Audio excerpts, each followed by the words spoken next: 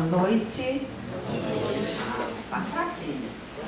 Boa noite, amados amigos. Boa noite. Faltou amados, tá vendo? Característica, faz diferença.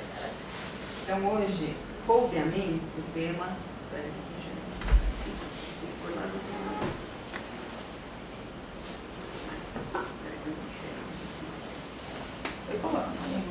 Aqui, ó, que aqui é para ela ser. Ficou tão grande que foi até no segundo. Por que conhecer a vida de Dr. Bezerra de Menezes? Alguém aqui nunca ouviu falar dele? Tem a oportunidade de falar. Foi um ser quase angelical, um médico com características únicas. E aos poucos, conforme eu for apresentando a vocês vão identificar quão excepcional foi a trajetória e a vida do Dr. Bezerra de Menezes. Faz simplesmente 193 anos que ele nasceu. Nasceu no dia 29 de agosto de 1831. Ele é da região nordeste do Brasil, ele nasceu lá no Ceará. O pai era muito próspero, eles tinham uma vida muito assim, cheia de recursos, tinha muitos funcionários, empregados. E aí, ele já teve uma pequena apresentação, algo que para ele era inconcebível, que era a escravidão. Então ele vivenciou e viu escravos sendo torturados, alguns até a morte. Aquilo marcou para sempre. Na vida adulta ele se tornou um ferrenho abolicionista. Era um cara já muito à frente do tempo dele. Ele foi criado em bases católicas, os pais eram católicos bem daqueles mesmo que seguiam tudo direitinho, iam toda hora de missa, todos os dias, todas aquelas coisas, né? E ele foi criado, então, nesse lar, com essas características, até que estava tudo bem, muito recurso, muito dinheiro, muitas festas, políticos iam lá pedir dinheiro para o pai dele, até que o pai dele sofreu um revés. E ele perdeu e ficou pobre. Pobre mesmo. E olha que reviravolta. Então ele conheceu a riqueza e conheceu também a pobreza. E ele se mostrou já pequeno, com características incomuns. Ele com 7 anos de idade ele foi à escola e com 11 anos ele já aprendia humanidades e com 13 anos ele era fluente em latim. Com 13 anos ele dava aula para todos os coleguinhas já, de todos os assuntos. Então ele era muito à frente do tempo dele, muito inteligente. Era um menino muito bonito e se tornou um adulto, um homem muito bonito, com olhos azuis, assim. Vocês vão ver a última lâmina, que é de uma foto dele, como ele foi bonito. E ele substituiu o professor, imagina, com 11, 13 anos substituir professor, gente, não é fácil, né? Principais características já na infância: ele era persistente, ele era muito dedicado, ele era extremamente generoso e muito inteligente. Então já dava para depreender, já na infância, que era um menino que chamava a atenção pelas suas características. Aprendia muito rápido, ensinava a todo mundo, ajudava as pessoas, ele fazia questão de ajudar reiteradamente, ajudava a todos. E, como eu já disse, o sofrimento dos outros o incomodava. Ele tinha uma empatia, uma compaixão enorme para com as outras pessoas.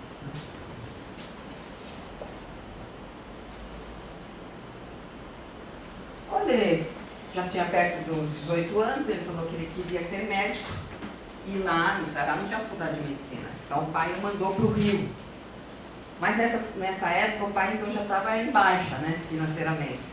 Então ele foi assim, com pouquíssimos recursos e passou muitas necessidades no Rio de Janeiro.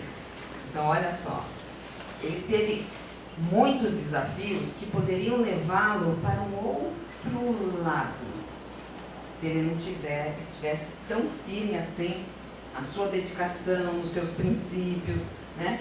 Ele não, passou de uma situação de extrema facilidade para uma de dificuldade, quis fazer medicina, foi para o Rio naquela época, imagina quanto tempo demorou, né? Para sair do Ceará, chegar até o Rio, e ele alugou um quartinho numa pensão. Então, 20 anos, começou na medicina. E aí tem um caso já, durante a faculdade de medicina, ele teve um período que estava tão sem recurso, que ele tinha que pagar a faculdade de medicina, tinha várias taxas e tinha um aluguel do quartinho e ele estava sem dinheiro. Ele precisava de 50 mil réis. E o senhorio da casa, que alugava vários quartos, tinha dito a ele que se ele não pagasse até o final da semana, que ele teria que despejá-lo. Ele estava desesperado, porque não tinha quem recorrer. Ele não tinha nenhum familiar no Rio de Janeiro, né? Só tinha os colegas que também estavam, né, numa outra situação. E aí ele pediu a Deus. Ele realmente pediu com todo o fervor, que ele queria ter uma luz. Será que ele continuar? Se ele poderia ter uma ajuda para ele continuar, que ele queria ser médico. O que acontece? Batem na porta do quarto dele. Ah, o senhor Adolfo, que é muito bom em matemática? Não, meu nome é Adolfo, mas eu sou muito bom em matemática. Não, mas não importa, eu não sei nada de matemática, e eu estou precisando prestar uma prova daqui a 8 semanas, parece. Então, eu precisava ter umas aulas particulares. Você daria essas aulas particulares para mim? Ele até pensou, não era bom em ciências, tal, português, história, mas matemática. Ele, não, consigo. Sobre o que é? Não, isso eu consigo dar. Eu vou preparar e eu consigo. Você vem tais dias, pode tal dia, tal hora? Posso. Ele falou, olha, quanto que é a aula? Adolfo Bezerra de Menezes nunca soube cobrar nada na vida dele. Ele não sabia precificar. Ele não sabia quanto que ele deveria cobrar. Pensou, falou o valor. Quando ele falou o valor, o rapaz até sorriu. Ele achou muito barato. Aí ele falou, então vamos fazer o seguinte, eu recebi uma mesada, tem um valor do meu pai, eu já vou pagar todas as aulas. Ele falou, não, de modo algum, conforme você vai fazendo, você vai pagando. Ele falou, não, já quero pagar de uma vez. Quanto que dava? 50 mil réis. E ele pagou 50 mil réis de uma vez e foi embora. Agradeceu e tal, já sabia como seriam as aulas, os dias, só que ele nunca mais apareceu. Está na Bíblia, né? Peça e obterás. Pediu, teve. E isso é registrado mesmo, em muitos dados sobre isso, mostrou a ele mesmo o que acontece com a fé. Né? Então ele pediu com tamanho fervor, e era tão importante seria ele continuar fazendo o curso de medicina, que Deus providenciou isso para ele.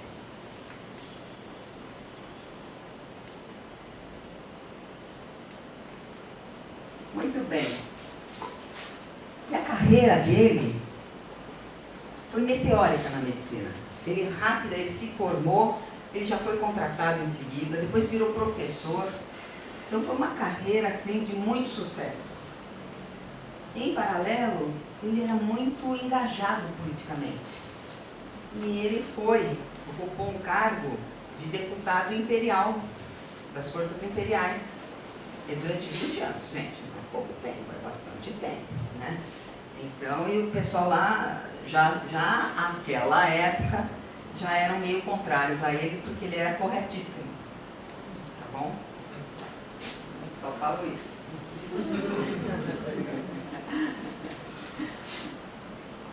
Então, veja, além daquelas características iniciais, que a gente já via, persistência, dedicação, generosidade, ele tinha a mente aberta, ele estava sempre pronto para aprender, para ouvir as outras pessoas, valorizar uma opinião, novos conceitos, estudava muita filosofia, ele estava sempre estudando filosofia.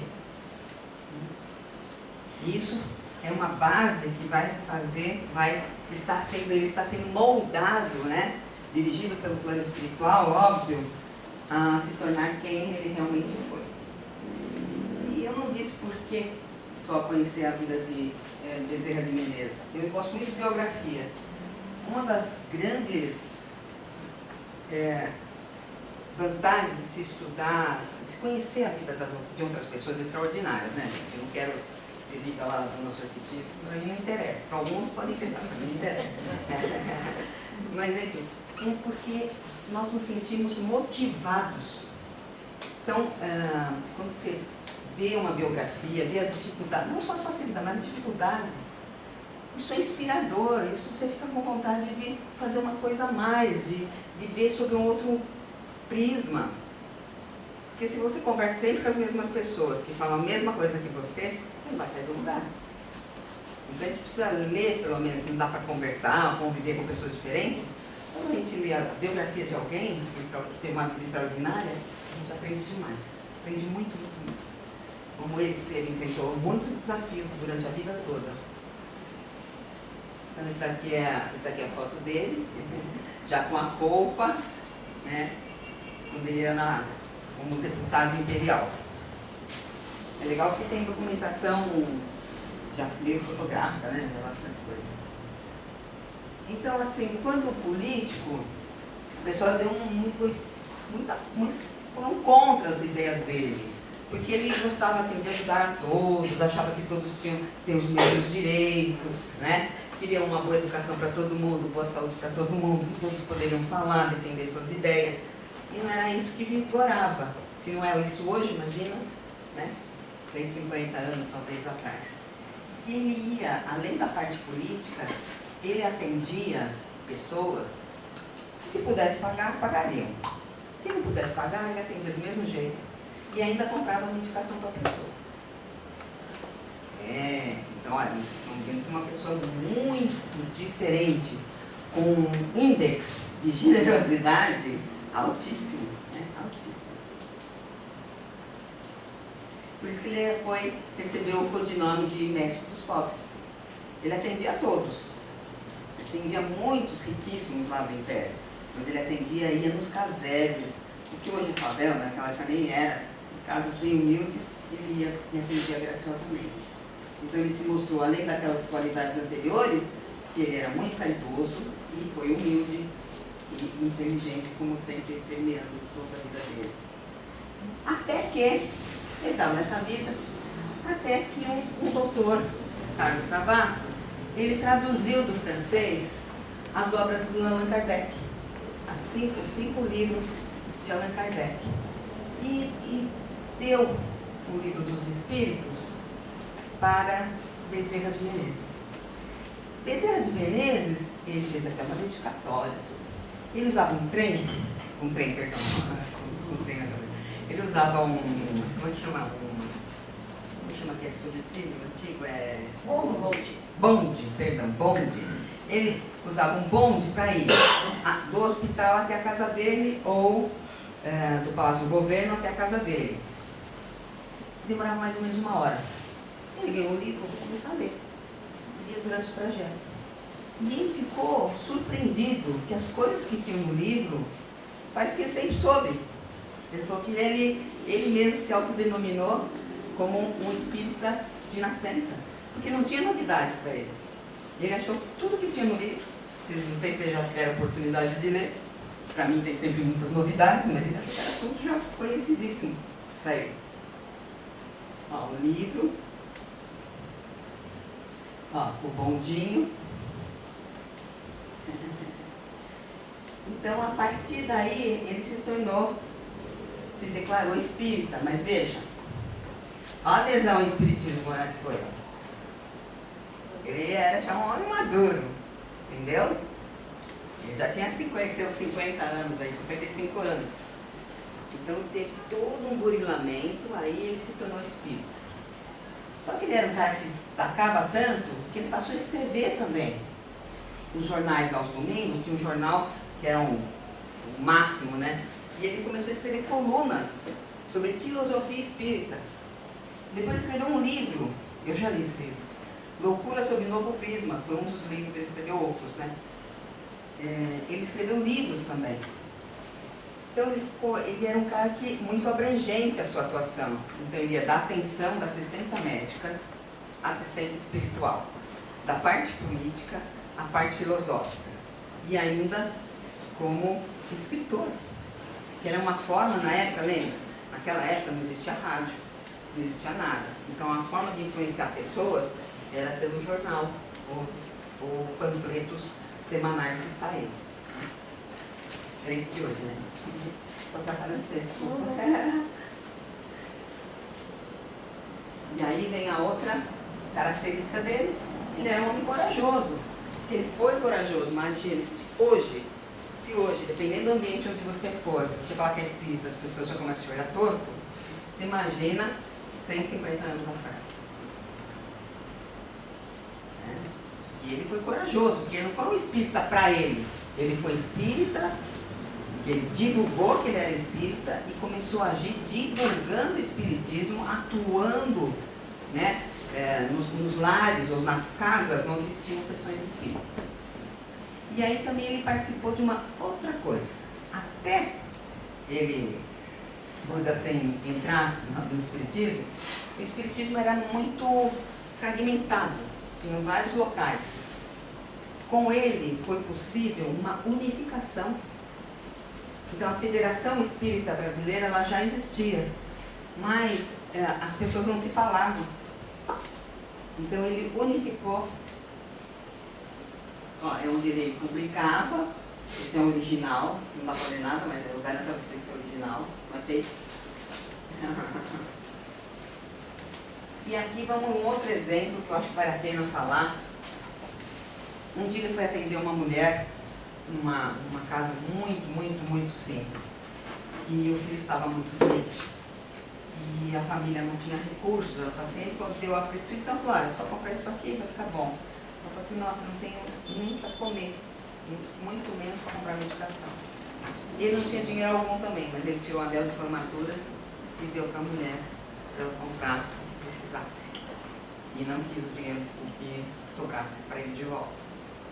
Então ele tirou o anel de formatura dele e deu àquela senhora para que ela pudesse. E realmente, depois daquele, o rapaz ficou bem, ficou tudo ok. Então, um outro exemplo, uma pessoa muito abnegada, né? Quem faria isso? Quem faria isso hoje? Por isso que eu falei, um ser quase angélico. Está acabando. Aí eu podia relacionar tudo isso aqui, ó, de qualidade dele. Então, persistência, perseverança, dedicação, ele foi justo, de uma generosidade, resiliência, ele não desanimou, não sucumbiu às dificuldades, mente aberta, caridoso, comprometimento com seus ideais, com a doutrina espírita, de uma empatia, uma amabilidade, solidariedade, companheirismo, benignidade, indulgência. Indulgência é ver as coisas boas das outras pessoas, né? Não ficar falando mal dos amigos. Humildade, sabedoria, corajoso, modéstia, compaixão, desapego, abnegado, paciência, disciplina, integridade, sensatez, altruísmo, docilidade e amorosidade. Só. Eu lembrei, hein? Eu consegui captar na biografia dele. Então aqui eu procurei fazer uma linha do tempo. Em 1895 ele foi convidado a ser presidente, ele já era vice-presidente da Federação Espírita Brasileira, foi convidado a ser presidente. E em 11 de abril de 1900 ele desencarnou. E desde que ele se formou, ele sempre prestou atenção médica a quem precisasse e, como eu já disse, não precisava pagar se não podia e até comprava medicação para as pessoas que precisassem. Uma vida muito rica, cheia, repleta de desafios e também de oportunidades que ele desbravou, que ele identificou, que ele prosperou, né? Aqui é uma outra. Só que tinha outro lado. Quando ele desencarnou, a família dele já estava em seríssimas dificuldades financeiras. Seríssimas, estavam passando fome mesmo. E aí, Quintino Bocaiúva, vocês já ouviram falar dele. Quintino, tem a rua até com o nome dele, né? Quintino Bocaiúva. Ele juntou um povo lá e artistas fizeram shows, concertos, para angariar fundos para a família dele. Estava uma penúria, uma coisa extrema. Então ele também, os familiares receberam ajuda através do doutor Leopoldo, que era amigo do Quintino Bocaiúva. Por intermédio da mediunidade da Ivone Pereira, nós soubemos que ele foi uma reencarnação do Zaqueu, que vivia na época de Jesus. Olha só. E aí o Clemente de Roma, né, ele revela em suas homilias que após a estada de Jesus em casa de Zaqueu, este passou a segui-lo, né, seguir Simão Pedro, e por solicitação desse apóstolo se tornou o bispo na igreja cristã. Então, a ligação que ele tinha com Jesus, com o cristianismo, vem da época, da igreja primitiva, né? E olha esse olhar, vamos só.